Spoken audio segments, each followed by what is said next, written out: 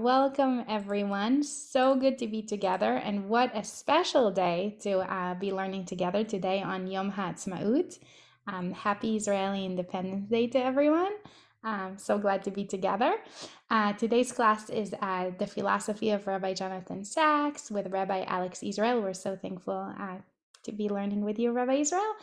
So with that, I'll just turn this to you. Okay, this is great. Very delighted to be with you. So what we're going to do today is we're going to learn a segment about Rabbi Sacks, which is not now, it's Yom HaAtzmaut. As you can see, I'm a little sunburnt. I've just been sitting in a forest all day at a barbecue. So that's why I'm a little pink today.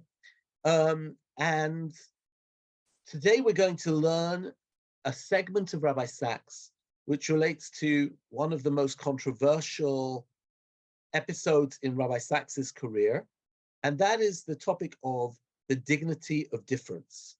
The Dignity of Difference is a book that Rabbi Sacks wrote that got him into a bit of trouble. It caused a scandal, so much so that he had to retract his first edition, and he ended up producing a second amended edition of the book. So that's quite a statement. And the question, of course, is what does the book say, and why did he have to do this, and what was so controversial? And that's what we're going to try and deal with today. We're also going to try and understand the book on its own terms and figure out what it is that maybe this can say to us from a Jewish perspective. So let's see what we can do. And I'm going to share my screen and we're going to set sail. So let's just read the headline here and then I'll give the background. He says the following: if religion is the problem, let religion be the solution.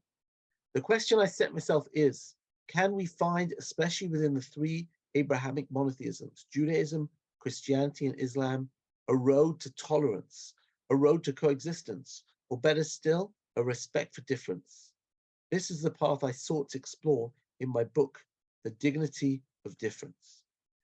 Rabbi Sacks wrote The Dignity of Difference in the wake of the Twin Towers, the attack on 9/11 on the World Trade Center. He saw the violence that had been perpetrated in God's name, religious extremists, Islamic extremists who had decided to kill thousands and bring down, the way they saw it, the United States of America, for the sake of Islamic fundamentalism. Rabbi Sacks was invited to an ecumenical conference in January 2002. The 9/11 was in the end of 2001, September 2001. And he said he stood there in the ruins of the World Trade Center. And he said, how can it be that if religion is the problem, religion needs to be the solution? And he set himself to solving this problem. So let's read a little bit together and see what we can find in terms of the way that he analyzed the problem. Here we go. One belief, he says, I'm reading together with you, I hope you can see. One belief, he says, more than any other, is responsible for the slaughter of individuals on the altars of great historical ideas. It is the belief that those who do not share my faith, or my race, or my ideology, do not share my humanity. At best, they are second-class citizens. At worst, they forfeit the sanctity of life itself. They are the unsaved, the unbelievers, the infidel, the unredeemed. They stand outside the circle of salvation. If faith is what makes us human, then those who do not share my faith are less than fully human. From this equation flowed the Crusades, the Inquisitions, the Jihads, the pogroms, the blood of human sacrifice throughout the ages. From its substituting race for faith ultimately came the Holocaust. And he says, I used to think that the Holocaust had cured us of this idea that it was impossible not to hear the ghosts of Auschwitz that cry, never again. Now I'm not so sure. I've come to increasingly to the view that if we do not, like Jacob, wrestle with the dark angel of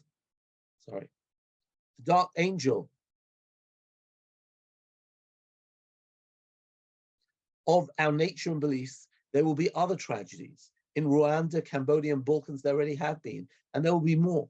This is the greatest religious challenge of all, and much will depend on whether we're equal to it. It is a challenge posed in the Bible's opening chapters. The first recorded act of religious worship, Cain and Abel, leads directly to the first murder, the first fratricide. Two people bring an offering to God. The neighbor one is Abel, the other is Cain. I read this as a clear and faithful warning at the very beginning of the book of books, that just as there is a road from faith to redemption, so there is a direct path from religion to violence. And he asks, what is it that leads people to shed blood? Sorry, 1 second, I'm just adjusting my lights here.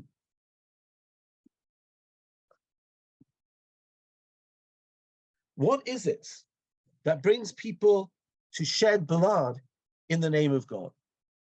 And he says, there is one answer with which familiar. Religion is about identity, and identity excludes.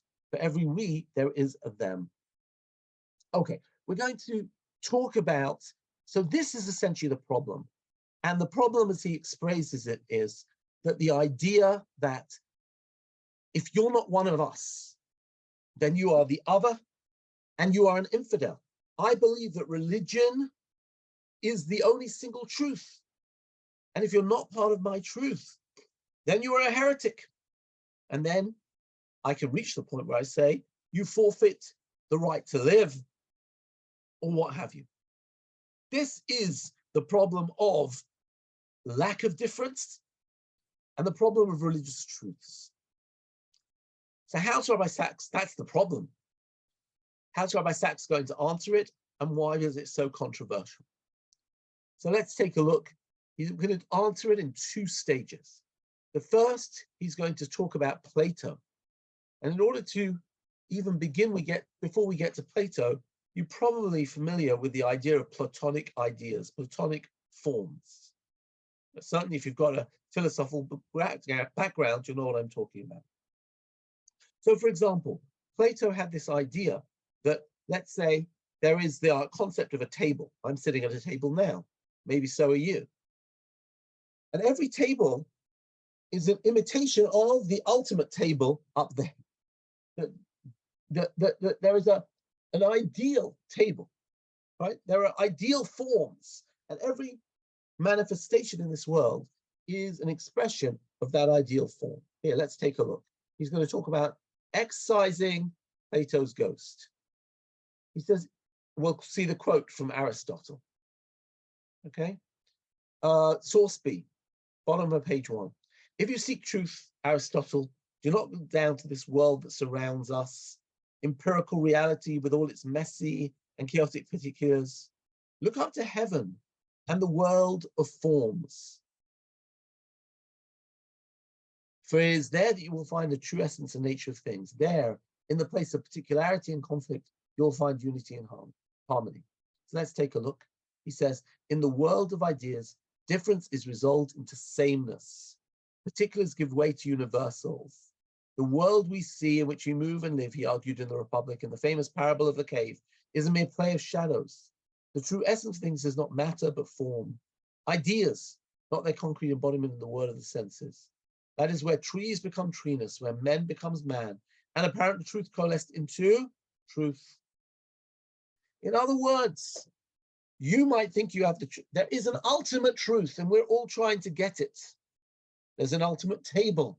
There's an ultimate tree. Right?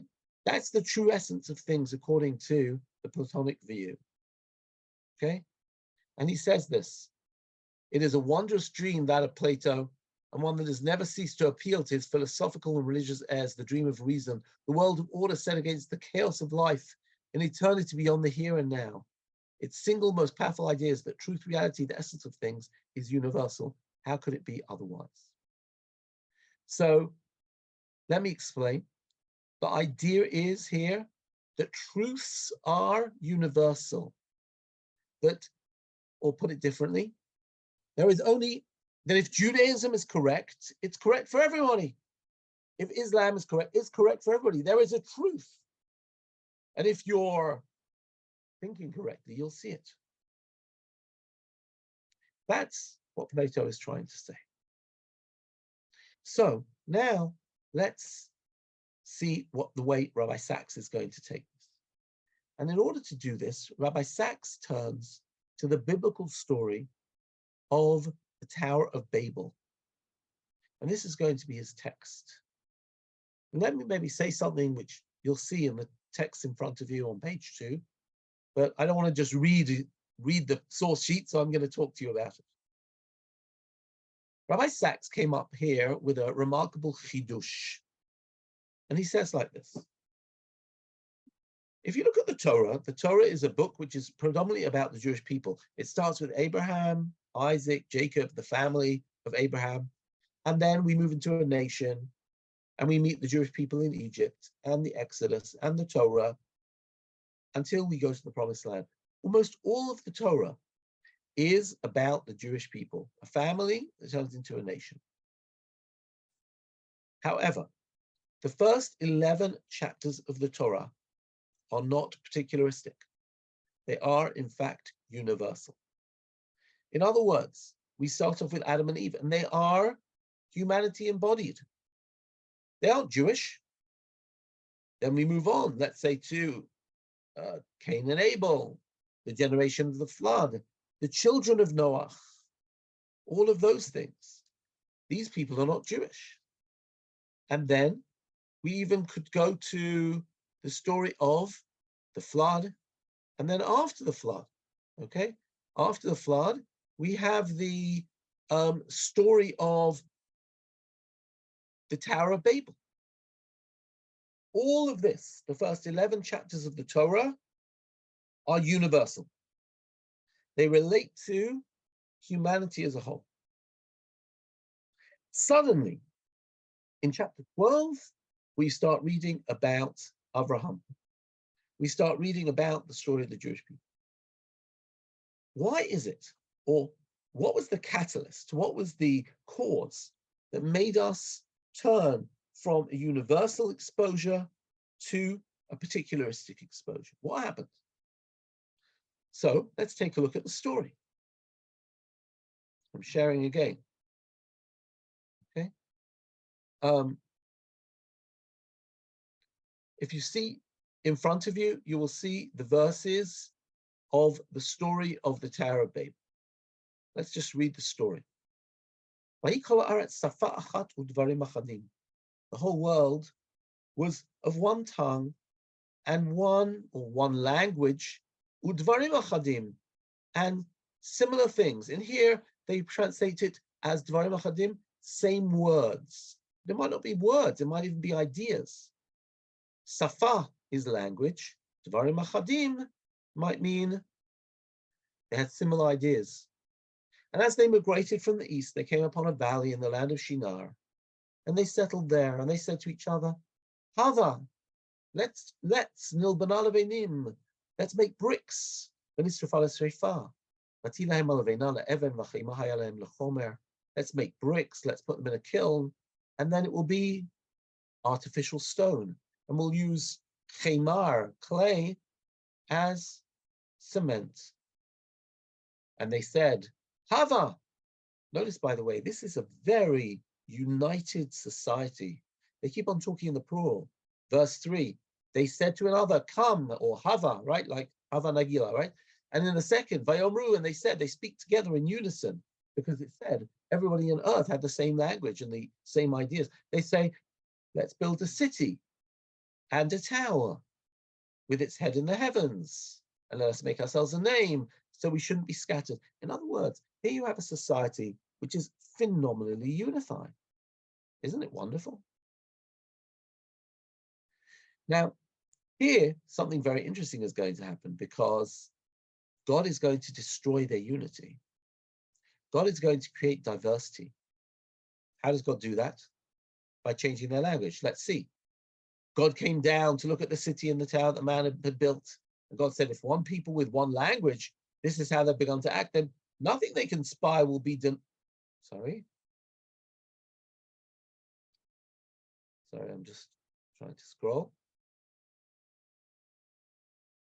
Then nothing that they can spy will be out of their reach. Let us then go down and confound their speech, so they shall not understand one another's speech. And God scattered them from over the face of the whole earth, and they stopped building the city. That's why it was called Babel, because God confounded, like the word Babel, right?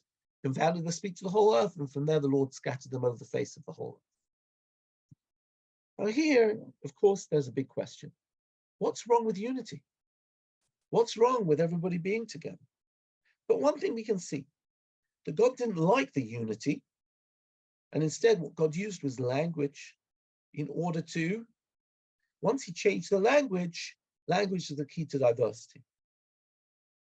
Now, before I even get back to dignity of difference, let me just put on the side a point that Rabbi Sacks mentions in many of his books, and we're going to see it in our next class next week as well, which is the power of language. The Kabbalah, for example, talks about the idea that God created the world by language. This is already in Psalms. Hu amar vayehi, hu tzivavi amod. He spoke and it was. He commanded and it stood. The most creative act that God does, for example, let there be light, and there was light. God creates the world with words. Says Rabbi Sacks, not only the world does God create with words, we create relationships with the words when we recognize the other. In fact, even still to today, how is a marriage enacted? With the words, Hare at mekudeshet li. It is words, what Rabbi Sacks calls performative utterance. In other words, by saying those words before you were not married and now you are. Language is the most phenomenally creative thing. In fact, the covenant with Israel was enacted through words. God gives the Torah and he speaks the Torah. They only got the tablets of stone 40 days later. But by speaking, we make a covenant. Quite amazing. The most creative thing is words. And he even says, if I go back to Cain and Abel, why did Cain and Abel, why was the first murder? Because conversation broke down. They couldn't talk to one another. Here too, the most creative thing is words. Well, how does God adjust his world? How does he do that? When he changes their language, de facto, new societies are created. So the power of language. Rabbi Sacks was very into this. And he said, language is a real tool. It's the most creative tool. And it has the capability to the most destructive of tools. I sometimes think that in today's world, where we have so many words, right? Think about how many words are written on the internet every day and how much words are on our TV screens. Somehow, we aren't careful with our words. It's a little jarring. Having said all of that, this is the idea of words. So what was wrong with this society? And why did God decide to intervene to create new languages? And from new languages came new peoples. And that's why the people were scattered. So what was going on there? So let's read what Rabbi Sacks says. So just one interpretation which needs to be said, and then we'll go back to Rabbi Sacks.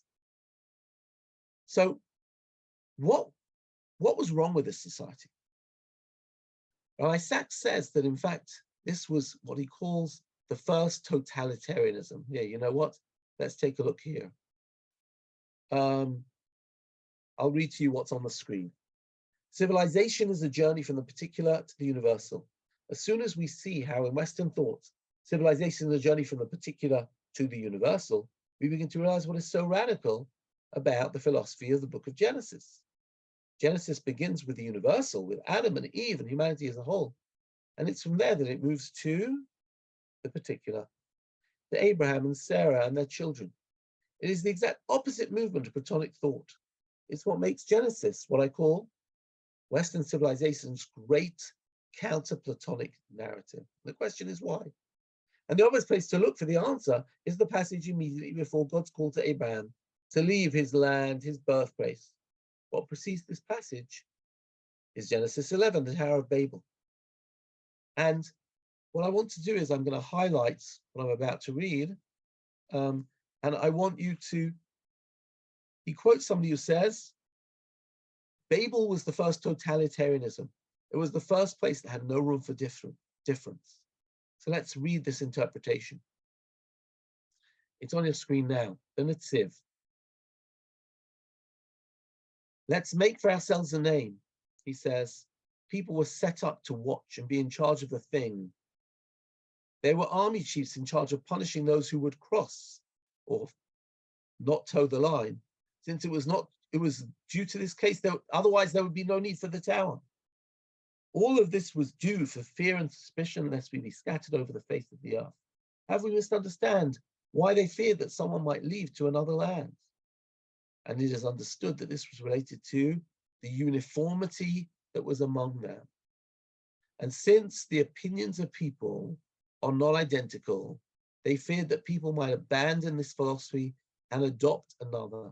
They sought to ensure that no one would leave their society, and anyone who veered from this uniformity among them was judged with burning. And just as they did to our forefather Abraham, and those Dvarim Achadim, those similar words can also be seen as the fact that they would kill anyone who did not think like them. What Rabbi Sacks is doing is adopting the reading of the Netziv. That actually what was wrong with this society was, it wasn't just a united society, it was oppressively uniform. Why did they need to say, we're going to make ourselves a city and a tower? The tower was a watchtower. The city confined everybody. They said, lest we scatter. They were worried that anybody, they were so proud of their safa achat udvarim achadim, their unity. They didn't want anybody to have any new ideas.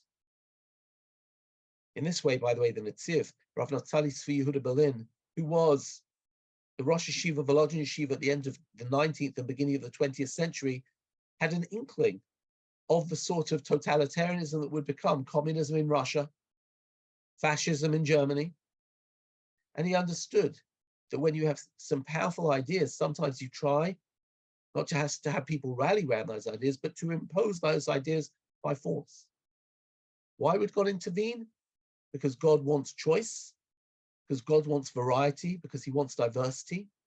And when he sees a society which is enforcing unity, what does it do? He says, I'll mix their languages and I'm going to achieve diversity. That's a remarkable statement. God started the word with universalism, but he doesn't want uniformity. I think it's a powerful, powerful statement. So where are we going to go with this? So let's again go back to here Rabbi Sacks and see what he has to say. Source D. He says, I define religious fundamentalism as the attempt to impose a single truth on a plural world. And that is why God responds to Babel by creating a multiplicity of languages and healths, a multiplicity of cultures and civilizations. That's why the key movement of the Bible is from universality to particularity. That is why the beating heart of monotheism is the miracle that, and pay attention to this lovely sound bite, unity up there creates diversity down here. There's one God, but God wants diversity down here. And the rabbis in the 2nd century, in a document we call the Mishnah, say it so beautifully. When a human being mints many coins in the same mint, they all come out exactly the same.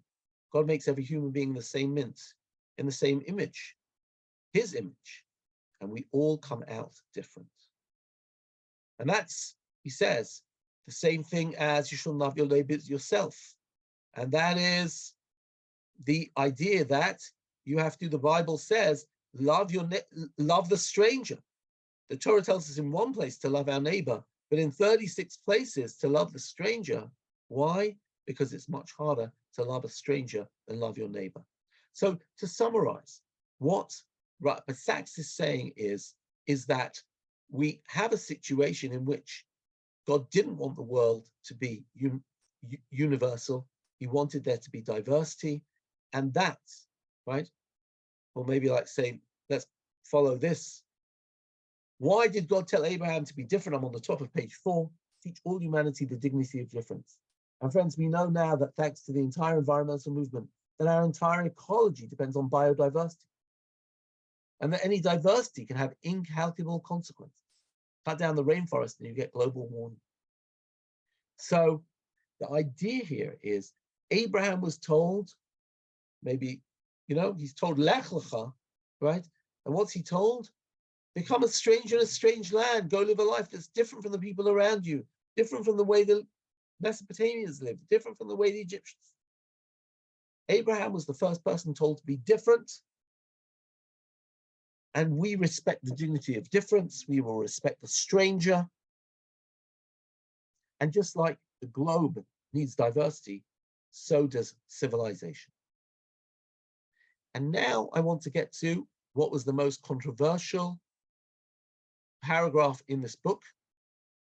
And we're going to try and spend quite a bit of our time today understanding what Rabbi Sacks was doing here. And maybe you'll already be able to understand why it was so controversial when I read these next few lines, and particularly the bolded bit. He says this: the radical transcendence of God in the Hebrew Bible means nothing more or less than that there is a difference between God and religion. God, right, remember, God is up here, up there, religion is down here. God is up there, religion is down here. God is universal, religions are particular. Religion is the translation of God into a particular language, and thus into the life of a group, a nation, a community of faith. And now look what he says. In the course of history, God has spoken to mankind in many languages. Through Judaism to Jews, Christianity to Christians, Islam to Muslims. Only such a God is truly transcendental, greater than not only the natural universe, but also the spiritual universe articulated in a single face, any specific language of human sensibility. How could a sacred text convey such an idea? It would declare that God is the God of all humanity, but no single faith is or should be the faith of all humanity. Only such a narrative would lead us to see the presence of God in people of other faiths. Only such a worldview could reconcile the particularity of cultures with the universality of human condition. This means that religious truth is not universal. What it does not mean is that it is relative. Okay, so let me explain what's going on here. Rabbi Sacks got into a lot of trouble for this paragraph. Why? Because it sounds like, and by the way, there is a very strong academic debate about this paragraph, which we just read. Some people see Rabbi Sacks as somebody who is a pluralist as a result. There's an academic, Miriam Feldman-Kay, who says Rabbi Sacks's pluralism comes out of here. He's pluralistic. Others, for example, Professor Sam Liebens, have argued that Rabbi Sacks is far from pluralistic. But let me explain what irked people. What irked people was, what does he sound like he's saying? Well, God, there's only one God, but religions, are human. And therefore, God spoke to Jews through Judaism, Christianity to Christians through Christianity, and to Muslims through Islam. Are you telling me that, therefore, Islam is revelation? Christianity is revelation? Are you saying that each religion is just as good? And this sent the rabbinate in England into a tailspin. Rabbi Sacks wrote this book in 2002, and he had a revolution on his hands. Let's take a look at the,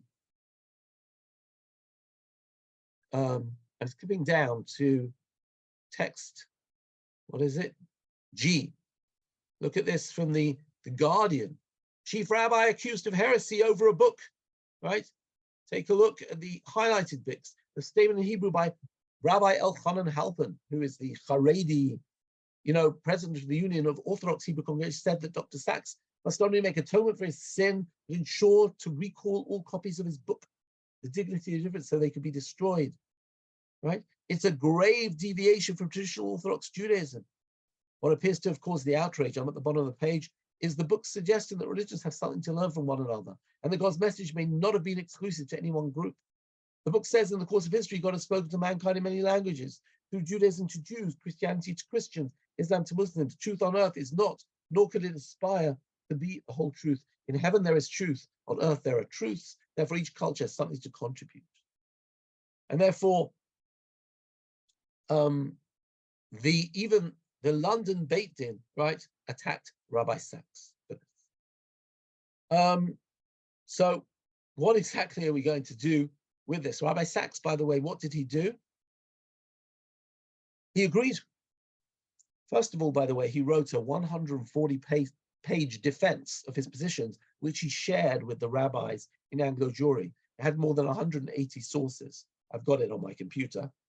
And Rabbi Sacks said, "You've misunderstood me." Let's take a look at his preface to the second edition, because what he did was, he did recall the first edition. I happen to have a copy of it at home. And he produced the second edition. In a minute, we'll compare the two. What did he write here? The first edition of the book generated controversy within the Jewish community, some maintaining that certain passages could be understood in ways incompatible with Jewish belief. I believed I had guarded against this possibility by making it clear in the prologue that I was writing as an Orthodox Jew, implying any interpretation incompatible with the classic tenets of Jewish faith was a misrepresentation. In the event, the caveat proved insufficient. Certain passages, especially in chapter 3, were misunderstood. I therefore decided to restate them in less problematic terms. Since the core argument of the book is simple and in Jewish terms uncontroversial, I redrafted it in a way to circumnavigate all the debated issues. So, if you take a look on your sheets and you look at the footnotes on your source sheet, let's take a look how Rabbi Sacks reformulated that problematic paragraph. If you're on page 4 and look at note 1 at the bottom of the page, let's take a look what he wrote. In the revised edition, this is changed to, as Jews, we believe that God has made a covenant with a singular people, but that does not exclude the possibility of other people's cults and faiths finding their own relationship with God within the shared frame of the Noahide laws. These laws constitute, as it were, the depth grammar of the human experience of the divine, of what it is to see the world as God's work and humanity as God's image. God is the God of all humanity, but between Babel and the end of days, no single faith is the faith of all humanity. What do you think? Does it sound the same to you? Now, the truth is, I think Rabbi Sacks was being very, very honest with us. And I don't think he meant, for example, when he said that God has spoken to many people through many religions, I don't think he was saying that the stories of Jesus in the New Testament or the story of Muhammad in the Quran are true. I think he was saying that when Muslims are ethical and when Christians are ethical and they don't want to steal or they don't want to gossip or they want to dedicate their lives to helping other people or to God for that matter, that's God speaking to them through their religion. But he wasn't saying that the Quran is a divine document, neither the New Testament. And I think that was what he was trying to say in the revised edition. And so that's why I think Rabbi Sacks thought that this was really the core of everything. But I would like to go back to Rabbi Sacks's central idea. And it's actually a very, very deep one. Rabbi Sacks's key idea here is that there is a difference between, how should I say it, between God and religion. Well, God is larger than, let me take a step back. Rav Kook in one place, Rav Kook says that in this world we have sacred and profane. But in God's world, it's all sacred. In other words, we have a need as human beings to create good and bad, holy and unholy. But God's above all that. God's not in our world. And therefore, in a certain way, God's truths are in a very different space than our truths. And therefore, for God, it's no sacred and profane. It's all sacred because God wants it all to be there. Just for us, we have to make distinctions. Does this make any sense? So, for example, so God has got certain values, and we're Jews, and we have a certain history, and therefore that makes sense within our Judaism. There are other people who aren't. So, for example, Judaism is not a proselytizing religion. Judaism doesn't try and make everybody Jewish. Judaism says it's okay for you to keep the Shem Mitzvot B'nai Noach, that we have a code. It means believe in God, don't do idolatry, don't kill, don't steal, don't commit adultery, don't set up law courts. And if you do all of that, right, then you're just fine. You're sababa. You're absolutely fine. Now, I don't understand. If Judaism is the truth, then why is it okay for other nations to do 7? And the answer is because there are different truths for different people, for different groups and different societies. So Rabbi Sacks is willing to look at a religion, the monotheistic religions, Christianity, Islam, and say, wow, it's caused people to be better people. And just by the way, one of the proofs that Rabbi Sacks brought was the Rambam. Maimonides has a lovely, lovely passage when he talks about, in his Hilchot Malachim, where he says that in fact, why, if Christianity and Islam has caused such misery to Jews throughout time, because they've claimed that they are the sole religion, then why did God make Christianity and Islam? This is his answer. He says, it used to be that the world was barbaric. They were offering up humans. They were barbaric people bowing down to idols. He says, after Christianity, even in the furthest most islands, they know that there's only one God. Now, they might believe in the Trinity, but essentially one God. They've gone, and the missionaries have gone all the way around the world. Same thing for Islam. He says, so when the Messiah comes, you know what will happen? They've already got the stories of the Bible. All they'll do is they'll tweak a few things, and they'll realize what's wrong and what's right. But they're already 2/3 of the way there. That's the Rambam, by the way, in Hilchot Malachim. By the way, in the standard edition of the Rambam, you won't find that text. You know why? Because the Christians censored it out. They found it very insulting, so they censored it out. But in the original manuscripts of the Rambam, that's how the Rambam talks. And Rabbi Sacks says, I'm just saying what the Rambam said, which is essentially that God is larger than any single religion, and that we experience God through the tradition that we have. But other people have other traditions, and they also get a glimpse of God. They get a refraction of God. That's what Rabbi Sacks is trying to say. Let's take a look at a couple of other passages and see if we can figure it out. I'm going back to the source sheet. Let's just take a look, and then I want to try and examine this on a wider palette. The God of Abraham teaches, I'm on the passage says page 56, the God of Abraham teaches of humanity a more complex truth than simple oppositions, particular and universal, individual and state, tribes and humanity allow. We are particular and universal, the same and different, human beings as such, but also members of this family and that community and this history and that heritage. Our particularity is a window onto universality. Just as language, I go back to language, is the only way we are understanding the world we share with speakers of other languages. God no more wants all faiths and cultures to be the same than a loving parent wants his or her children to be the same. And by the way, this notion of family is something that Rabbi Sacks loved to talk about. I'll explain. He says, for example, I love my children. I love my children. I'll do anything for my children. Let's say my child phones me up and he's 2 hours away and he's got a flat tire. I might go out and help him. I probably wouldn't do that for my neighbor's child. So we have particularistic connections. But you know what the interesting thing is? Because I would do that for my child, I can understand that my neighbor might do it for his child. I might not do it for my neighbor's child, but I understand what parenthood is on that basis. So he says the same thing. Just like our language, we swim in our language, and we can understand that you've also got a language and what that means. So I have a religion, and I can understand that you have a religion. Okay? So I'll give you, let's go to the bit which says page 65, and here's another controversial quote. At the beating heart of monotheism is that God is greater than religion, that he is only partially comprehended by any faith. He's my God, but he's also your God. He's on my side, but also on your side. He exists not only in my faith, but also in yours. What would faith be like? It would be like being secure in one's home, yet moved by the beauty of foreign places, knowing that they are someone else's home, not mine, but still part of the glory of the world that is ours. Now, by the way, once again, he changed this text. Look at the bottom. In the Revised Edition, he changed this to say The truth at the beating heart of monotheism is that God transcends the particularities of culture and limits of human understanding. He's my God, but also the God of all mankind, even those whose customs and way of life are unlike mine. As you can see, this is slightly different. So this was a very controversial work of Rabbi Sacks.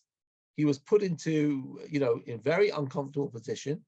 And in fact, Professor Mark Shapiro, who is an amazing scholar, a modern Orthodox scholar, right, writes in this article that there is no question he has gone beyond earlier sources and often more complete theory of ecumenism that could ever be found in previous generations. In other words, this is a chidush of Rabbi Sacks. This is an area in which Rabbi Sacks' pluralism was saying something more far-reaching than anybody else. He says one can disagree with it, and I, for one, am not comfortable with many aspects of Sacks's presentation, in particular his obvious enthrallment with multiculturalism, yet by the same token, Haredi assertions that Chief Rabbi's comments are a denial of a foundation of Jewish belief also strike me as wide of the mark. So that's an interesting comment. Now, let me say something. Rabbi Sacks didn't invent these ideas in 2001 or 2002. Rabbi Sacks had been saying this since the early 90s. Let's take a look at a paragraph from his book, from the Wreath Lectures, which were given in 1990, if I'm not mistaken, and published in 1991. Let's look at it. Religious extremism has brought us repeatedly to warm bloodshed. How many more lives must be lost before we're forced to the conclusion that God has created many faiths, but only one world in which to live? The rabbi said that one who destroys a human life is basically destroyed an entire universe. In the late 20th century, the destruction of the universe is terribly close or something. It's not a metaphor, but a possibility. I believe that our capacity to recognize the holy other that is God is measured by our ability to recognize the image of God that resides in the person who is not like us, the human holy other. The Bible commands us to love our neighbor, but it never tires of urging us to love the stranger. To have faith in God as creator and rule the universe is to do more than to believe that God has spoken to us. It is to believe that God has spoken to others in a language we don't understand. After Babel, there's no one universal language which alone comprehends God. See that? Once again, in one line, you see this whole book, right? Sorry, I'll highlight it. After Babel, there's no one universal language which alone comprehends God, such that those who do not speak are excluded from salvation, redemption, or truth. Until that proposition frames our religious imagination, our faith will contain devastating possibilities. So this is something which Rabbi Sacks had said earlier. And you know what, I'm just going to stop for a minute. I'm just going to try and share a video of Rabbi Sacks, where Rabbi Sacks is going to explain how this theory helps Jews. Very interesting question. Okay, so Janine is asking the question, in the context of this theory, what are the many branches of Judaism, some of which proclaim that they are the only real way to be? And Karen is asking the same question. Rabbi Sacks, when it comes to other denominations of Judaism, Reform, Conservative, interestingly enough, is very unpluralistic. He really feels that there is one interpretation of Judaism, and in the argument between respected leaders who were conservative, Reform, and yet he was very exclusively Orthodox. So I think he sort of felt that the God who was relating to Judaism, there was almost like a authoritative or authentic way of understanding Judaism, and it doesn't necessarily relate to other denominations.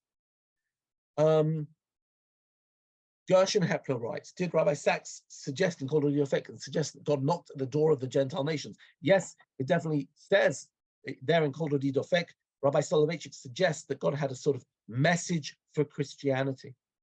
And I will try and relate to Daniel Mashinsky's point in 1 second. But let's just I want to play you a video, which we will see where Rabbi Sacks is going to relate to why he feels this theory is so important for Jews. not only for non-Jews. And let's go for it. To be Jewish means to be different. Why should I be different? And you know something?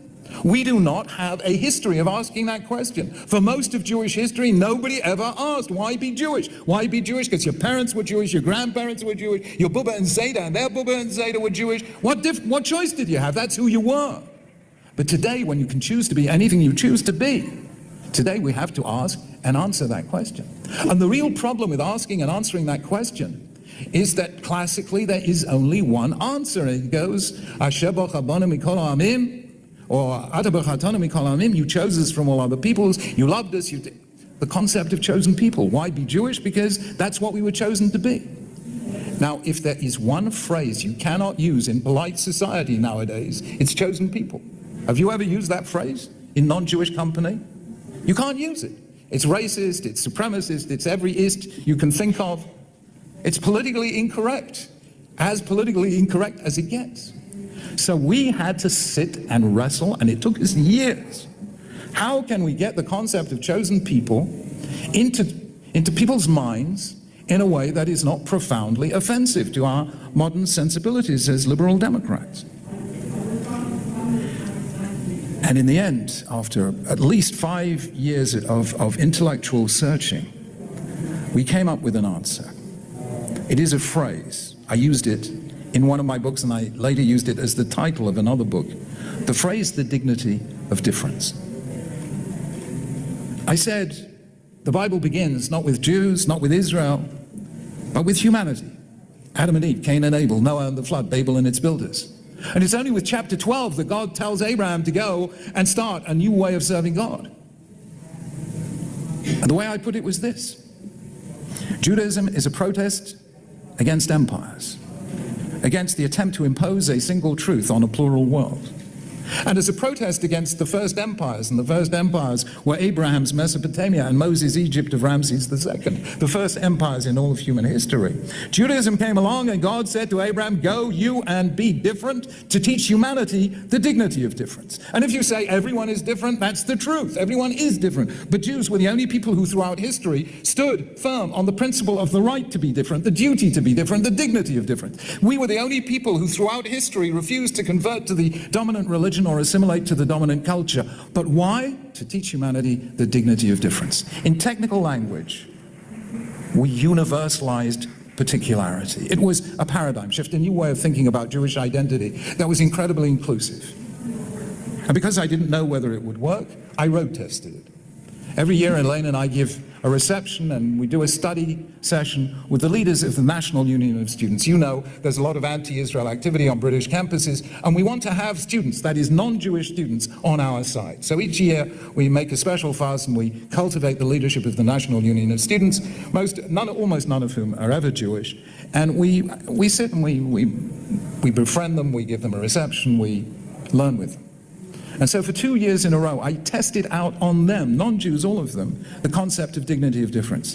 And I watched the impact of that phrase on that group, some of whom were Muslim, some Hindu, some Sikh, some from the Caribbean, all sorts of colors and ethnicities. And I saw them listening to that session and walking out of the room an inch taller. And you could kind of see what they were saying to themselves. We always knew we were different, but until now, we thought that was a bad thing. And here's the chief rabbi telling us it's a good thing. And believe it or not, the students, the non-Jewish students, took a sentence out of my book, Dignity of Difference. They wrote it on a plaque, and if you go today to the Students' Union in London University, on the outside wall by the front door, there is a plaque with that quote from the Dignity of Difference in my name. In other words, we found a way of making being different acceptable in the language of today. We had to do that, or I believe we would never have been able to answer the question, why be Jewish? So what you can see that Rabbi Sacks, on the one hand, what Rabbi Sacks is trying to do is to call for religions to be tolerant on the one hand, and to say, listen, Judaism founded this idea that we can be Jewish, but you don't need to be. And on the other hand, he turns it back on itself and says, wait, don't you realize? It's a gift to be Jewish. Celebrate your difference. Celebrate your diversity. Celebrate who you are. You don't need to meld into the masses. So, funnily enough, this argument for pluralism became an argument for particularity as well. As he said, is the only Sacksian way, right? Judaism universalized particularity. Right? What a beautiful idea. I only have a few more minutes. So what I want to try and use our I time. suddenly don't hear you as well. I don't know if it's just me. It's maybe better now. Did you change anything? No, I didn't Oh, change okay, it's anything. better now. Maybe, Okay. but you lean back and forth. Sometimes you lose your mic. Oh, okay. All right. Well, I'm here now. I'm leaning forward. Here we go. So I would just like to spend a few minutes asking whether Rabbi Sacks's view here is precedented or unprecedented. And so let's go back to the source sheet. And by the way, that speech you just heard is summarized here in this Mandel thing at the bottom of page 8. But I want to maybe relate to whether there is such an idea that Rabbi Sacks comes up with of other religions having, you know, their own dignity and their own, and Judaism sort of in a way accepting that God speaks to other religions. And I found 3 verses in the Torah, which actually, or in the Tanakh, which actually talk about this. Look at this one. This is in Devarim. And when they're talking about the Jews not doing idolatry, and it says, and maybe you'll look up the sky and see the sun and the moon and the stars, the whole heavenly host, and maybe you will be drawn, Lord, into bowing them or serving them. Those gods, those that the Lord your God allotted to other people under the heavens. This is a little surprising. Are we trying to say that God actually gave idolatry to the other nations? Here's another one in Micha. Micha, we have the very famous verses, as you see here. They'll turn their spears into pruning hooks. They'll beat their swords into plowshares. Right? Nations won't fight other nations. They won't know war. And each man shall sit under his grapevine or fig tree with no one to disturb him. And now look at the highlighted bit here. For all the peoples will walk in the name of their gods, and we will walk in the name of our Lord, our God, forever and ever. Just as a little aside, when the Pope John Paul, came to visit Israel, the chief rabbi gave him a gift, and he gave him a gift of a Tanakh, a Hebrew Bible, with this, inscribed with this verse. Now, on the one hand, what's he saying? All nations will walk in the name of God, its gods, and will walk in the name of the Lord our God forever and ever. But let's remember that the Christians said that our Bible was the Old Testament, the Old Covenant, and theirs was the New. And they never accepted that they would walk in with their God and we could walk in ours. They insisted on converting us. So it was a little bit of a feisty move to write this verse in the Hebrew Bible that he was giving to the Pope. All people will walk in the name of its gods, we walk in the name of our God. But written from a Jewish perspective, right? What's he saying? That other religions can walk in their God? Likewise in Malachi.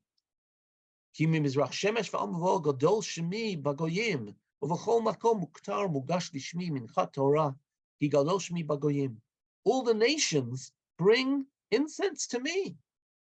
I don't understand. I thought they were idolaters. What exactly does this mean? Now, as I mentioned before, it's Rav Kook, right? Rav Kook, who relates to this. And maybe let's just, since we only have a couple of minutes, let's take a look at Rav Kook, because Rabbi Sacks, and I spoke to him about this, drew very heavily on Rav Kook in the way he, so look at the source 93 here. Each people has its own purpose and destiny, which constitutes its distinguished vocation and contribution to the perfection of the world. Each nation, through its character and attributes, ideas, and history, has something unique which it bestows on humanity as a whole, which is remarkable. Or look at the one above. The Holy One, blessed be He, dealt charitably with the world and didn't put all the talents in one place, nor in any one man, nor in any one nation, nor in any one country, nor in any one generation, but the talents are scattered. And the store of the special treasure of the world is laid up in Israel. But in order, in a general sense, to unite the world with them, certain talents have to be absent from Israel, so they may be completed by the rest of the world and the princes of the nation. In other words, what he seems to be saying here is that we don't have all the truths. Other nations have truths which can benefit mankind, Maybe this is intuitive to you and to me, but Rabbi Sacks was saying this. So I've got to wrap up, and I want to wrap up in the following way. Rabbi Sacks is making a very significant theological point. The Torah begins universal and it goes to particular. We don't want a universal truth. God didn't want a universal truth. God wanted each nation to have its own truth, and therefore non-Jews shouldn't try and proselytize Jews. And no religious group has the right to turn to others and say to them, you need to accept my religion or else. This is just something which can't happen. So I want to finish off with one paragraph, which you see on, I just turned it off, which you see on your screen. And I want to say the following. Is this a philosophy we have to accept? And as Professor Mark Shapiro said, this is quite a radical philosophy. I can understand people not liking it. I can understand people finding it difficult. But I will say that many people I've spoken to, my contemporaries, and after Rabbi Sacks died, I was very much on social media looking at the way people were responding. And a lot of people, Orthodox Jews and others, said the most important book to them was The Dignity of Difference. And I'll relate to Ozzy's point. Right, Ozzy says here, right, in Aleinu it says, on that day his name will be one. Now, by the way, Rabbi Sacks did write in his notes to the second edition, I'm talking about a pre-Messianic world. It might be in the Messianic world, this would be different, right? In a Messianic world, it might be different. But let's take a look what we can say. What I'd like to point out is this paragraph, which Rabbi Sacks wrote actually about Rabbi Soloveitchik. And he said this, a sober analyst, he says, of Jewish philosophy may conclude that its practitioners solved no ultimate problems. Rather, they allowed certain personality types and mental frameworks to take their place in Judaism. The rationalist feels at home because of Maimonides, the anti-rationalist because of Yehuda Levi. Rav Soloveitchik, in his philosophical writings, has answered no questions, but he's done what a great Jewish thinker should. He's given a home to the previously unhoused, to a Jew in the modern world who experiences conflict, loneliness, and the sharp unease of faith. And I would argue that Rabbi Sacks has done the same thing. I don't know if he solved the problem, but we live in a world of pluralism. We live a world where we in the Western world, respect other religions. We live in a world where, like Rabbi Sacks, we don't want to see religion as a force for extremism. And therefore, I would argue that Rabbi Sacks in this book, I don't know if he solved the problem, but he's given voice to an essential voice which Orthodox Jews have been waiting to hear. The idea of pluralism, the idea that God speaks to different cultures and different language. There isn't only one truth, that it isn't that all the other religions have no truth in them.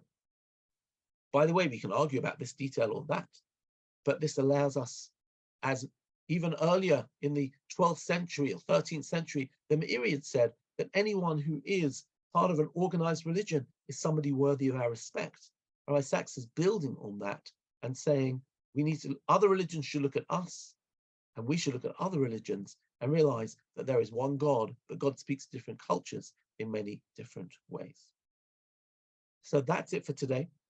And Bezrat Hashem, we will meet again next week, and we're going to talk about Rabbi Sacks' book, The Letter in the Scroll. So see you then. Do you want to are there any questions, or do you have a minute for questions? I don't see anyone. So there was one question by Janine. How does one live the dignity of difference in the context of being in a land where the Jews are the overwhelming majority? And I would argue that I think it's even more essential, right? When we're living in Eretz Yisrael and we are the majority, I would argue that the command in the Torah of Ahavta et Hager, you should love the stranger, is written when we will be a majority. And particularly in this generation where Jews aren't a minority, when Jews actually have power, maybe it is even more incumbent on us to be cognizant and to be sensitive to other religions and to treat them with respect. But I think that's quite an important comment and an important reality, especially on a day like this, like Yom Ha'atzmaut. Thank you. We'll leave it there.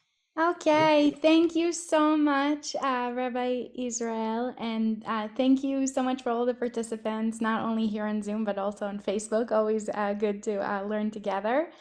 Just a quick reminder that our deadline for the summer Kollel programs in New York and online will be approaching soon.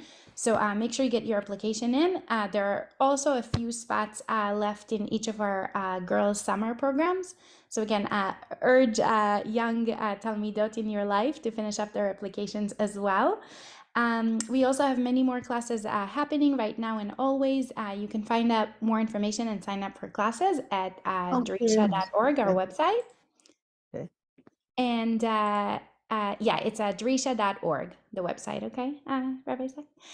And yeah, I will see you next time. Lehitraot. Happy Israeli Thank you, Independence Day. Evie. Thank you so Lehitraot. much. Thank you.